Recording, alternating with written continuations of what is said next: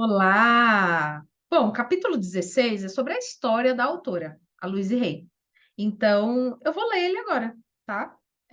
Às vezes a gente não conhece algum detalhe, né, da história, tá? Minha história, somos todos um.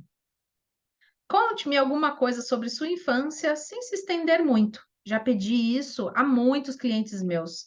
Não preciso ouvir todos os detalhes, mas quero ter um panorama geral das suas origens. Se tem problema agora, os padrões que criaram foram formados muito tempo atrás. Quando eu era uma menininha de 18 meses, os meus pais se divorciaram. Não tenho lembranças disso. O que me lembro com horror é de a minha mãe ter ido trabalhar como empregada doméstica, sendo obrigada a pernoitar no serviço e me deixar com outra família. Segundo contam, chorei por 3 semanas seguidas. As pessoas que cuidavam de mim não conseguiram suportar a minha mãe, não conseguiram suportar, e minha mãe se viu forçada a me pegar de volta e fazer outros arranjos. Hoje em dia, admiro o modo como ela conseguiu ser pai e mãe para mim.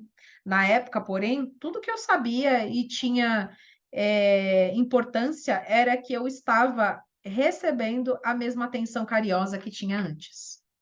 Nunca fui capaz de determinar se a minha mãe amava o meu padrasto ou se só se casou com ele para arrumar um lar para nós duas. Todavia, não foi uma boa decisão. Esse homem foi criado na Europa, num sombrio lar alemão onde reinava a brutalidade, e não teve a oportunidade de aprender outro modo de lidar com uma família. Minha mãe ficou grávida de minha irmã, e então, nos anos 30, a Grande Depressão caiu sobre nós, e nós três nos encontramos presa num lar cheio de violência. Eu tinha 5 anos. Para piorar o quadro, foi mais ou menos nessa época que um vizinho, um velho bêbado, como me recordo, me estuprou. O exame médico ainda está vívido em minha mente, como está também o julgamento. Nossa, eu não sabia disso, gente. O homem foi condenado a 15 anos de prisão. Ouvi repetirem com tanta frequência: a culpa foi sua, que passei muitos anos temendo que, quando o velho bêbado fosse libertado, ele iria voltar e me pegar por eu ter sido tão má a ponto de colocá-lo na cadeia. Uau! Ela foi estuprada e ainda a culpa foi dela.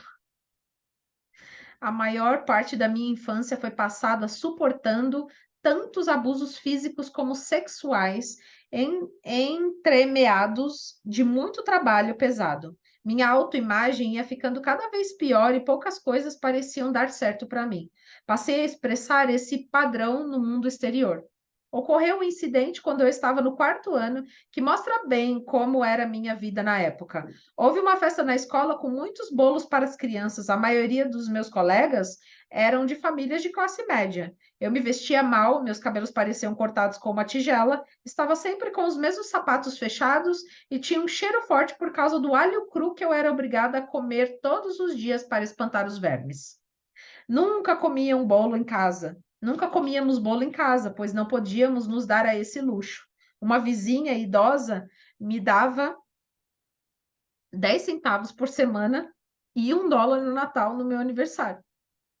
Os 10 centavos iam para o orçamento familiar e o restante era usado para comprar as minhas roupas de baixo para o ano inteiro em lojas baratas. Bem, naquele dia acontecia a festa na escola e havia tanto bolo que, enquanto estavam cortando e servindo, algumas das crianças que podiam comer bolo todos os dias estavam ganhando 2 até 3 pedaços. Quando finalmente chegou a minha vez, e claro, eu era a última da fila, não havia mais bolo, nem ao menos uma fatia. Entendo claramente agora que foi minha crença já confirmada de que eu era indigna e não merecia nada, que me colocou no final da fila sem nenhum pedacinho de bolo. Foi o meu padrão. Eles estavam apenas refletindo as minhas crenças. Com 15 anos, resolvi que não podia mais aguentar abusos sexuais e fugi de casa e da escola. O emprego que arranjei como garçonete me pareceu muito mais fácil do que o trabalho pesado que eu tinha de fazer em casa. Estando faminta de amor e de afeto, e tendo o menor possível das autoestimas de bom grado, eu dava o meu corpo a qualquer homem que fosse gentil comigo, e logo depois de completar 16 anos, dei à luz a uma menina. Sabia que seria impossível ficar com ela e lhe arranjei um lar bom e amoroso. Encontrei um casal sem filhos, ansioso por adotar um bebê. Fiquei morando na casa deles nos últimos 4 meses de gestação, e quando fui para o hospital, tive a menina já em nome deles. Assim, nunca experimentei as alegrias da maternidade, só a perda, a culpa, a vergonha. Na época, tudo aquilo era um período vergonhoso que deveria ser esquecido o mais rápido possível. De minha filha, só me recordo os artelhos muito grandes, incomuns com os meus. Se um dia nos encontrarmos, saberei quem ela é por causa deles. Saí daquela casa quando minha filhinha estava com 5 dias de vida e voltei para procurar a minha mãe, que continuava uma vítima. Venha, eu lhe disse. Você não precisa mais suportar isso. Vou tirá-la daqui. Ela me acompanhou, deixando para trás minha irmãzinha de 10 anos, que sempre fora a queridinha do pai. Depois de ajudar a minha mãe e conseguir emprego de faxineira num pequeno hotel e encontrá-la num apartamento onde poderia e acomodá-la num apartamento onde podia viver livre e com algum conforto, considerei terminadas as minhas obrigações. Parti para Chicago com uma amiga para passar um mês naquela cidade e voltei depois de 30 anos. Nossa. Naquela época, a violência que experimentei quando criança combinava com o sentimento de não ter nenhum valor, que desenvolvi ao longo dos anos. Atraíram para a minha vida homens que me maltratavam e frequentemente me agrediam. Eu poderia ter passado o resto da minha vida menosprezando os homens e provavelmente ainda estaria tendo as mesmas experiências. No entanto, pouco a pouco, por causa do sucesso no meu trabalho, minha autoestima começou a crescer e esse tipo de companheiro deixou de encontrar em mim o padrão de acreditar inconscientemente que eu merecia ser maltratada e foi saindo da minha vida. Não desculpo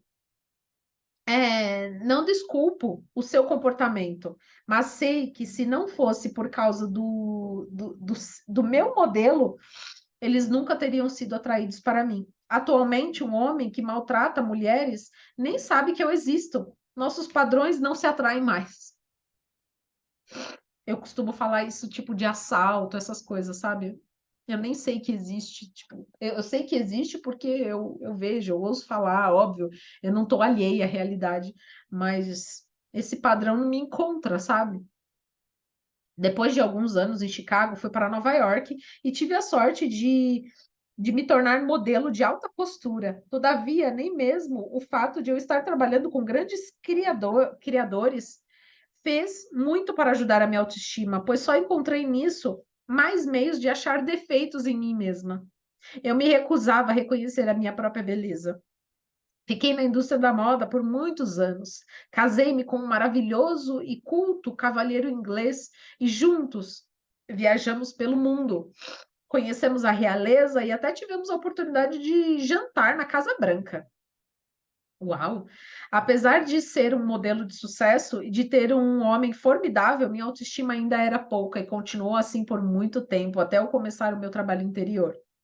Um dia, depois de 14 anos de casamento, quando eu estava começando a acreditar que as coisas boas podem durar, meu marido anunciou seu desejo de viver com outra mulher. Sim, fiquei arrasada. Todavia, o tempo passa e eu continuei vivendo. A certa altura, pude sentir que estava havendo uma mudança em minha vida, e numa primavera, uma numerologista confirmou uma sensação dizendo-me que no outono surgiria um pequeno evento que modificaria toda a minha existência. De fato, ele foi tão pequeno que só fui percebê-lo vários meses depois. Por um verdadeiro acaso, fui a uma reunião da Igreja da Ciência Religiosa em Nova York. Ao ouvir a mensagem, algo dentro de mim falou: preste atenção. Obedeci a esse chamado e não só passei a frequentar os cultos dominicais, como também as aulas semanais. O mundo da moda e da beleza estavam perdendo seu interesse para mim. Por mais quantos anos eu poderia me manter preocupada com a medida da minha cintura ou do formato das minhas sobrancelhas. Eu que largara a escola no início do ensino médio, nunca me interessara pelos estudos, tornei-me uma aluna aplicada, devorando tudo que caía em minhas mãos e minhas mãos relacionadas com a metafísica e a cura alternativa. A Igreja da Ciência Religiosa tornou-se um novo lar para mim. Apesar de a maior parte da minha vida continuar a mesma, os estudos começaram a consumir mais e mais do meu tempo. Quase sem perceber, depois de 3 anos, vi-me capacitada para me candidatar a ser um dos praticantes licenciados da igreja. Passei nos exames e assim comecei a trabalhar como conselheira. Foi um pequeno começo. Nessa mesma época, aprendi a meditação transcendental. Como minha igreja não ia dar o curso de formação de ministros tão cedo, resolvi aproveitar o tempo para fazer algo de especial para mim mesma e entrei na Universidade Internacional de Maharik, no estado de Iowa, para um curso de 6 meses. Foi o lugar certo para mim na época. A cada segunda-feira começávamos um novo tema, coisas das quais eu só ouvira falar, como biologia, química e até mesmo a teoria da relatividade. Nos sábados, éramos submetidos a um teste e tínhamos o domingo livre. Na universidade, não havia nenhuma das distrações tão típicas da minha vida em Nova York. Terminado o jantar, todos voltamos para os quartos e ficávamos estudando. Eu era a aluna mais velha do campus, mas adorei cada momento que passei nele. Cigarro, bebidas e drogas eram proibidos e meditávamos 4 vezes ao dia. Quando saí de lá, pensei que fosse desmaiar com a fumaça de cigarros no aeroporto. Voltando a Nova York, recomecei minha vida. Logo eu estava fazendo o curso de treinamento de ministros da minha igreja e me tornei muito ativa no seu trabalho e nas suas atividades sociais. Em pouco tempo, estava falando nas reuniões do meio-dia e recebendo clientes, o que rapidamente se tornou uma nova carreira em tempo integral. Por causa do trabalho que fazia, tive a inspiração de escrever meu pequeno livro, Cure o Seu Corpo, que de início era apenas uma lista de causas metafísicas para doenças físicas. Depois da sua publicação, passei a viajar para dar palestras e pequenos cursos. Então, um dia, recebi um diagnóstico médico de que estava com câncer. Claro, com meu passado de criança maltratada, com um estupro aos 5 anos na lista, não foi de admirar uma manifestação de câncer na área vaginal. Com qualquer outra pessoa que descobre que está com câncer, entrei num pânico completo. No entanto, por causa do meu trabalho com os clientes, eu sabia que a cura mental funcionava e vi nisso a oportunidade de comprová-la em mim mesma. Afinal, eu escrevera um livro sobre padrões mentais e sabia que o câncer é uma doença causada por um profundo ressentimento que é abrigado por um longo tempo até ele começar a agredir o corpo.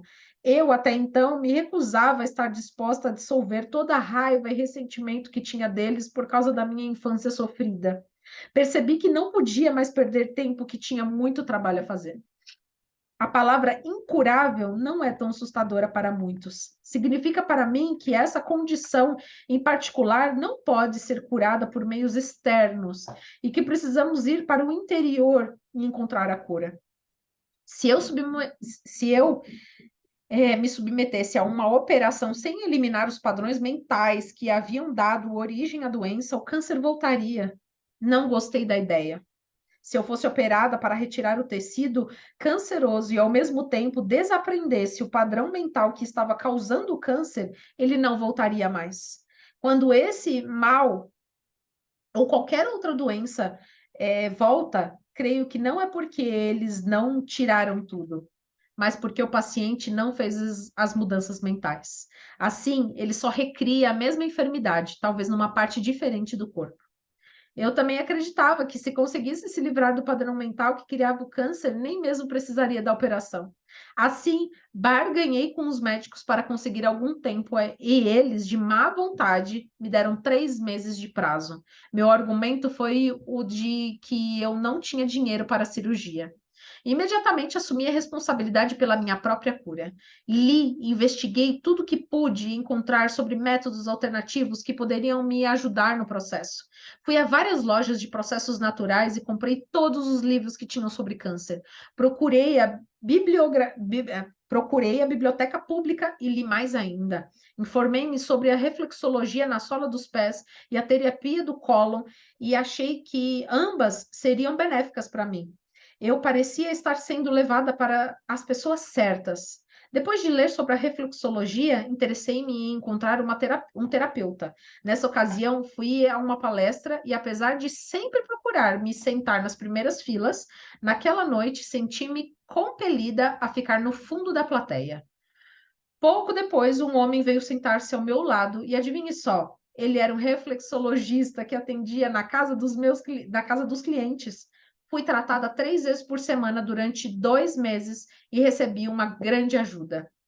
Eu sabia também que precisava me amar muito mais. Muito pouco amor fora demonstrado em minha infância e ninguém jamais me ensinara a me sentir bem comigo mesma. Eu adotara as atitudes dos meus familiares que estavam sempre implicando comigo e me criticando, e eles haviam se tornado uma segunda natureza em mim. Através do meu trabalho na igreja, eu me conscientizara de que era certo e até essencial eu me amar e me aprovar. No entanto, ficava adiando exatamente como acontece com aquela dieta que sempre dizemos que vamos começar amanhã, porém não dava mais para procrastinar. De início, foi muito difícil ficar diante do espelho e dizer coisas como: Luíse, eu amo você, amo de verdade. Todavia, persistindo, descobri que eu não estava mais me diminuindo com certas situações como fazia no passado, o que me mostrou que eu estava progredindo com os exercícios do espelho e outros. Eu estou emocionada porque, tipo, eu estou nessa fase, sabe? Que eu estou começando a ver muitos efeitos de todas as afirmações, sabe? De tudo que eu venho construindo. O mais importante era me livrar dos padrões de ressentimento que abrigava desde a infância. Era imperativo para mim descrever do meu interior todas as acusações. Sim, eu tivera uma infância difícil, cheia de maus tratos sexuais, físicos, mentais.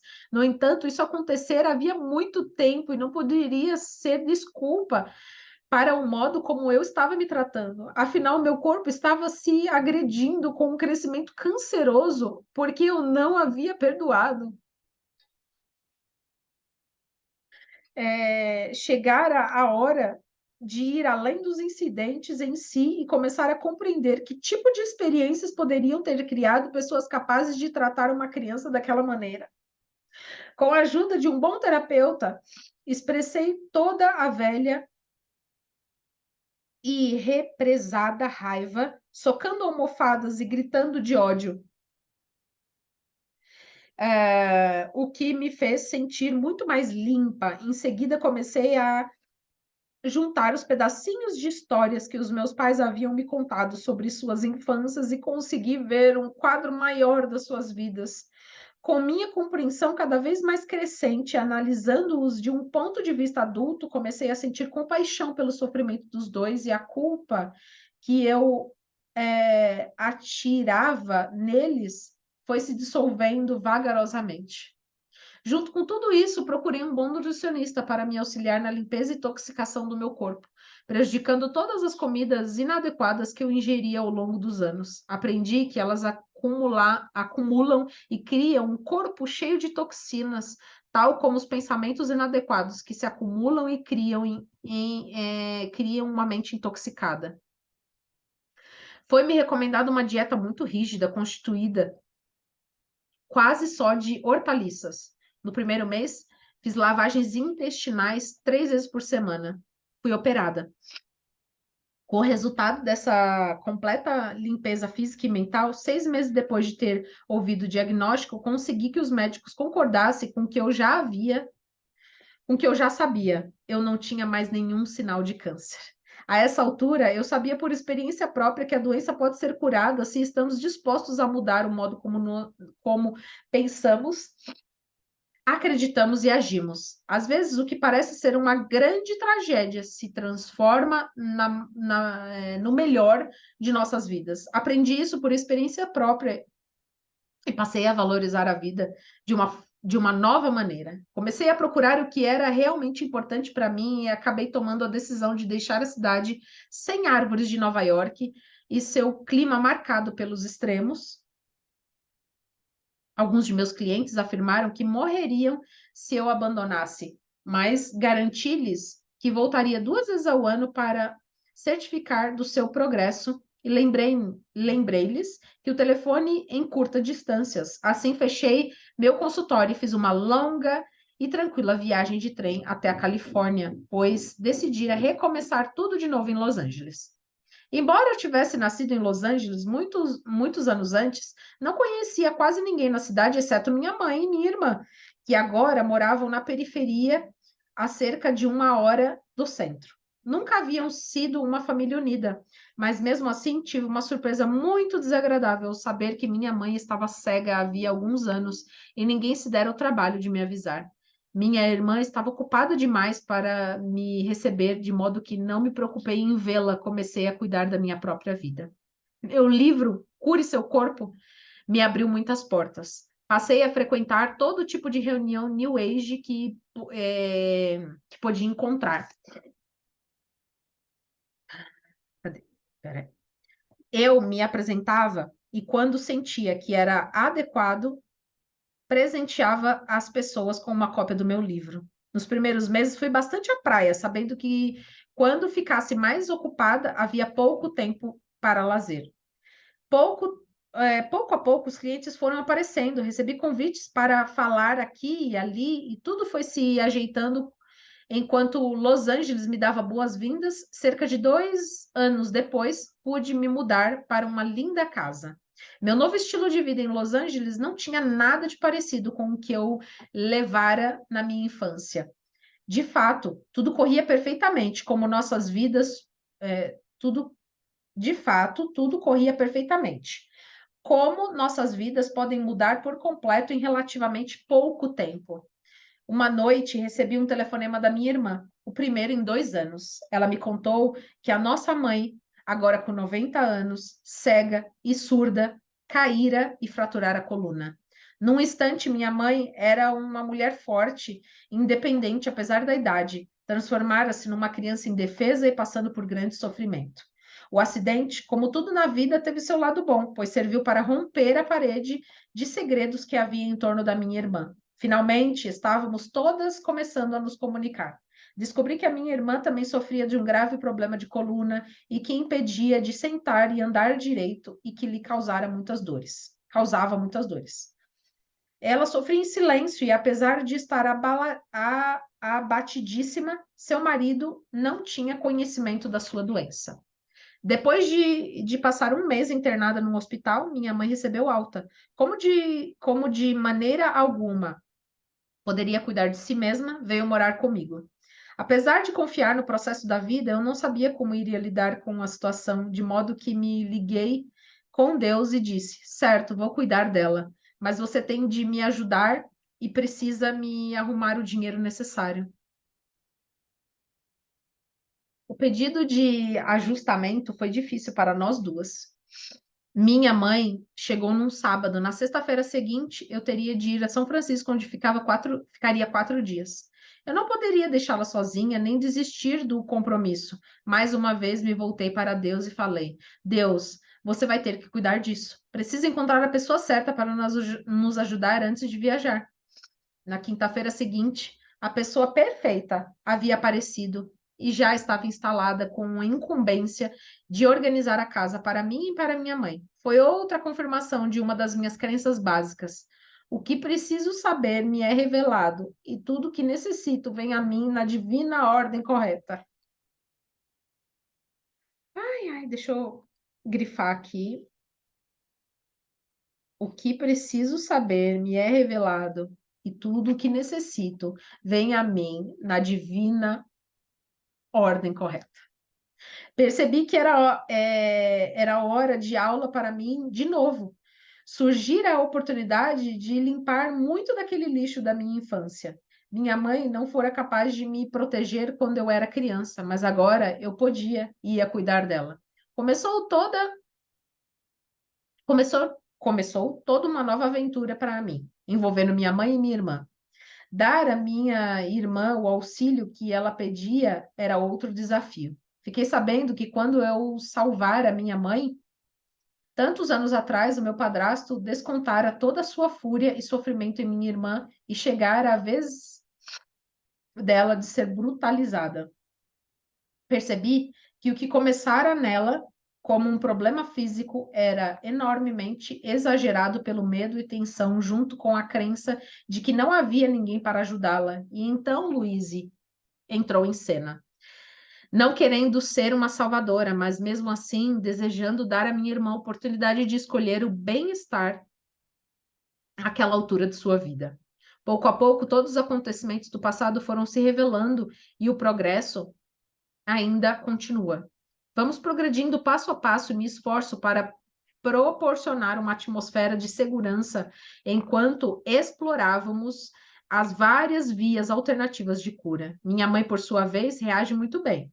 Ela se exercita a melhor possível 4 vezes ao dia e o seu corpo físico e o seu corpo está ficando cada vez mais forte e flexível. Comprei-lhe um aparelho auditivo e ela tornou-se mais interessada pela vida. Apesar da sua crença nos princípios da ciência cristã, persuadia a obter-me, a submeter, persuadia a submeter-se a uma operação para a retirada da catarata de um olho. Foi uma enorme alegria para ela poder ver de novo, e nós também ficamos alegres por poder ver o mundo através dos olhos dela. Sua grande satisfação foi conseguir ler de novo. Minha mãe e eu começamos a encontrar tempo para conversar como nunca antes, e uma nova compreensão surgiu entre nós. Atualmente, estamos ambas mais livres porque choramos e rimos juntas. Devo dizer que às vezes ela se irrita e que serve para me dizer que tenho outras coisas para libertar do meu interior. Meu trabalho continua num ritmo sempre crescente. O número de funcionários que trabalham comigo aumentou sob a direção do meu gerente de pessoal. Agora temos um centro, concursos e um programa para internos. É assim que estava a minha vida no outono de 1984. Na infinidade da vida onde estou, tudo é perfeito, pleno e completo. Cada um de nós, eu inclusive, experimenta a riqueza e plenitude da vida de maneiras para nós significativas. Agora olho para o passado com amor e escolho aprender com as velhas experiências. Não existe nem o certo, nem o errado, nem o bem, nem o mal. O passado está terminando. Existe apenas a experiência do momento. Eu me amo por ter me trazido por entre esse passado até o presente. Compartilho o que e quem sou, pois sei que somos um só em espírito, tudo está bem em meu mundo. É isso. Essa é a história dela, e eu sei que ela morreu nos anos 2000, né? Ela viveu bastante. Ela. Eu não me recordo agora do que ela morreu. Deixa eu ver. Neste momento. Peraí. Louise Hay. Saudosa. Ela morreu em 2017. É... Do que ela morreu? Peraí.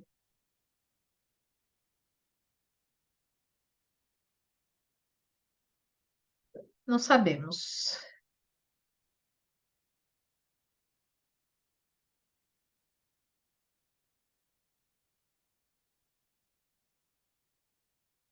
Não sabemos.